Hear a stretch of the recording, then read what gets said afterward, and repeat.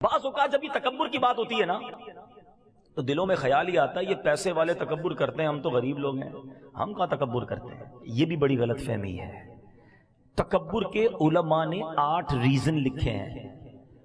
تکبر علم کی وجہ سے بھی آتا ہے، تکبر عبادت کی وجہ سے بھی آتا ہے، مال کی باری تو تیسرے نمبر پہ آتی ہے، تکبر اقتدار کی وجہ سے بھی آتا ہے، تکبر خوبصورتی کی وجہ سے بھی آتا ہے، تکبر طاقت کی وجہ سے بھی آتا ہے۔ اب علم سے کیسے تکبر آتا ہے؟ کسی بندے نے دنیاوی علم حاصل کر لیا یا دینی، علماء بھی بن گئے۔ جی میرے مذہبی بھائی بیٹھے ہیں ادب کے ساتھ، کیونکہ علماء نے کتابوں میں لکھا کہ اگر آپ دینی علم بھی سیکھ گئے اور اس کے بعد دوسروں کو حقیر سمجھنے لگے کہ ان کو تو آتا ہی کچھ نہیں، مجھے اتنا کچھ آتا ہے، تو یہ بھی تو تکبر ہے نا۔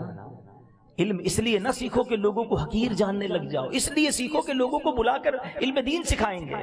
علم بھی تکبر لاتا ہے۔ عبادت تکبر کیسے لاتی ہے؟ کوئی بندہ 5 ٹائم کا نمازی بن جائے، قرآن پڑھنے لگ جائے، پھر کہ دیکھو لوگ تو کچھ بھی نہیں کرتے، یہ تو جمعے کی نماز نہیں پڑھتا، میں تہجد بھی پڑھتا ہوں۔ تو یہی تو تکبر ہے کہ آپ نماز پڑھ کے دوسروں کو حقیر سمجھنے لگے۔ کیا پتہ اس کی کون سی نیکی اللہ کو پسند آ جائے، کسی کو حقیر نہیں سمجھنا ہے۔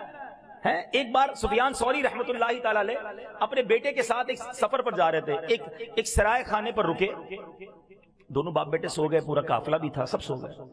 تہجد میں باپ بیٹے اٹھے اور نماز تہجد ادا کی۔ بات بڑی کمال کی ہے، تہجد پڑھنے کے بعد بیٹا کہتا ہے ابا جان یہ کیسے لوگ ہیں، سارے سوئے ہوئے، کوئی نہیں اٹھا تہجد کے لیے۔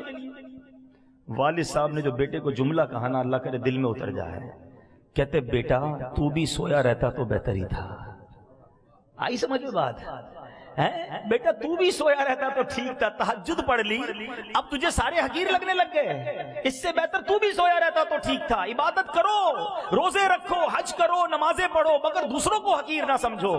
مجھے کیا معلوم میری ساری عبادتیں کہیں منہ پہ نہ مار دی جائیں۔ ڈرتے رہو اللہ جو کیا قبول کر لے۔ مالک ناقص ہوں، کمزور ہوں، جیسی ٹوٹی پھوٹی ہے تیری شان کے لائق نہیں، یہ ٹوٹے سجدے تو نے ہی قبول کرنے